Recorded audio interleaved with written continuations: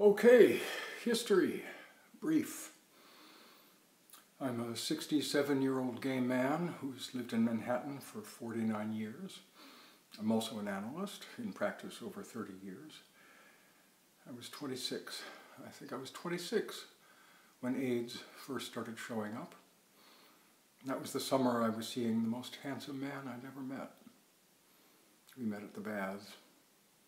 Later that summer, Paul was part of the group that started GMHC.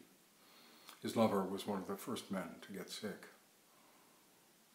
Since Paul was fucking me vigorously, it was easy, once it was obvious that an infectious agent transmitted sexually was the cause of these illnesses, to assume that I'd probably picked up whatever it was. All this happened in my first analysis. I seem to want to tell you all about it, to tell it all again. I wasn't surprised to learn I was HIV positive. I've been lucky. I mean, anyone would say that. The first T-cell test showed that I had very few T4 cells left. If that test had been given in later years, I would have gotten a diagnosis of clinical AIDS. But we weren't there yet in the AIDS story. I've always been able to tolerate any of the medications the doctor prescribed. Never any problem with side effects. Well, none that prevented me from taking the meds. I never got one of the opportunistic infections that caused the deaths of nearly everyone I knew back then. Then, in the summer of 1991, I met Mason. I was in analytic training. Mason was short, compact. I liked the way I could hold him so thoroughly. Mason liked it too. Mason was a writer. He had this sort of enchanted boy look. He was a guest at the summer house I shared with a bunch of friends out at Fire Island.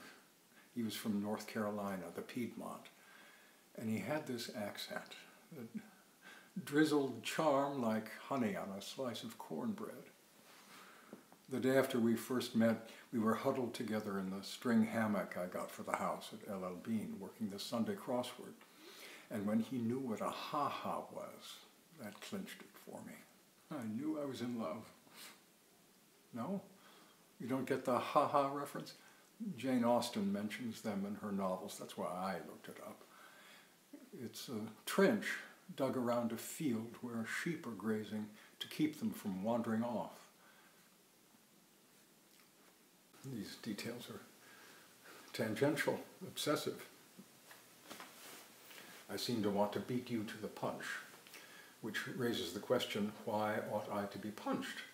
To which the response is, isn't it obvious? I'm alive, and Mason, and who knows how many of those I've known and loved are dead. So, 3 months after Mason and I decided we were a couple, the first Kaposi sarcoma lesion appeared on his back. He lived 2 more years as the Kaposi's spread around his torso and down his thighs. A choking strand of poisonous flowers feeding on him. Toward the end, I would change the dressings twice a day. He stood in the bathtub, and I would pull away the old dressing, and chunks of his thigh would fall away each time. I'd rub ointment into the raw place and wrap his leg up with fresh gauze. One time, he looked down at me and said, "This is the way we make love now, isn't it?" We lived in this very large apartment a few blocks from my office that I could almost afford. I found it after Mason could no longer manage the stairs at my place, and he really couldn't handle his own. We'd been living together at my place anyway. It was really good to get this big place. We were really lucky. We turned one of the bedrooms into Mason's day room, where he could write, watch videos, and the refrigerator from his old apartment was there to keep the medications that required it cool. It was the perfect appliance for the modern gay couple at that particular moment, a dedicated refrigerator for the pharmaceuticals. There were times I hated Mason. I also loved him. Baldly, ceaselessly, hopelessly, precisely without hope. And yet, I couldn't conceive of his death. We had this odd mutual understanding. Knew he was going to die, probably soon. And yet it felt like our lives would remain exactly as they were, forever. We'd get up together, read the paper over coffee together. I'd go to the office in the morning, then come home to Mason for lunch if he wasn't out at one of the innumerable doctor's appointments. I'd go to the gym and then to the office. Mason qualified for the God's Love We Deliver meals, and we'd share one of those when he was unable to eat and I'd cook. And we'd sit in Mason's room on the couch, holding hands, watching TV. One day, when I came home for lunch, Mason said he had a favor to ask of me, and I said, of course, I'd do anything. And he asked if I could find a way to buy him a gun if things got worse. A gun! I got very good at the medical technology. There was usually a medication that had to be pumped into Mason, and the pump was very tricky and urgent, always so urgent that I get it to work right.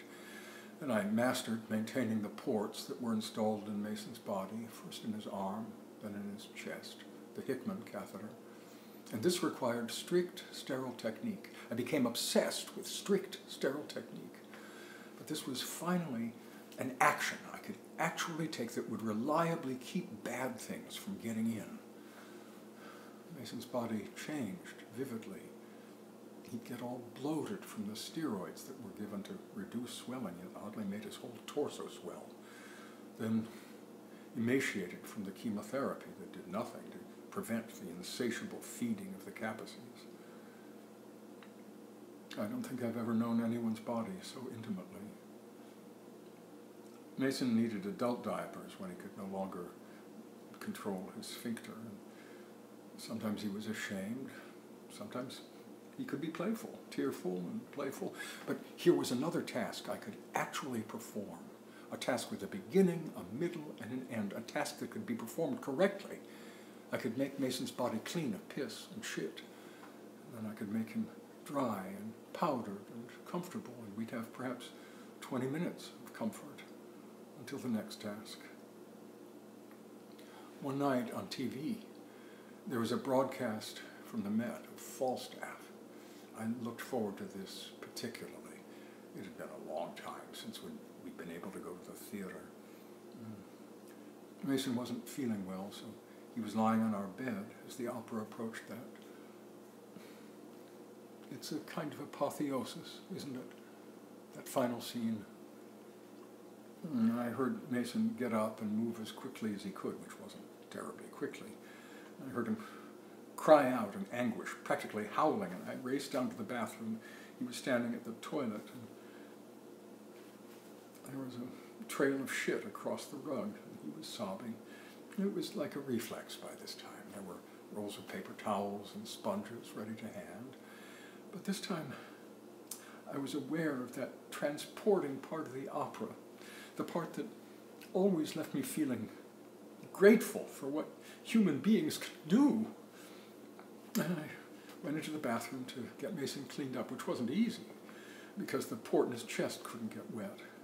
I washed my hands and rinsed off his body, what was left of his butt, his thighs, when I got the dressings off, working carefully, always afraid of infection. He held onto my shoulders as I worked, and he kept saying he was sorry. I could hear the opera spinning out in the other room as I was cleaning up Mason's accident, mopping up shit, spray product and scrub, bend down to sniff to make sure the smell wouldn't linger. I worked quickly but thoroughly, and I was aware of how angry I felt. It was terrible to feel so angry, but I was missing the end of the opera. It was the one thing I looked forward to that day, that week, and I missed it. I just kept repeating, "Sweetheart, it's okay. I'm so sorry, sweetheart. I know, sweetheart. Just let's get you clean again." Dabbing carefully, peeling away tape, rinsing off shit, mopping up the floor, wrapping up his legs again, putting a dry, fresh diaper on, kissing him, holding him carefully, making a joke, finding a way to laugh.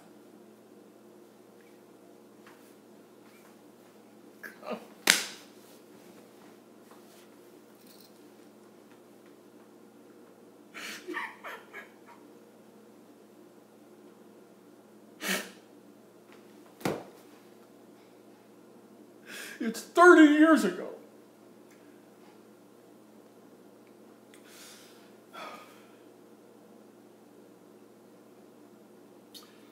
He died 3 months later.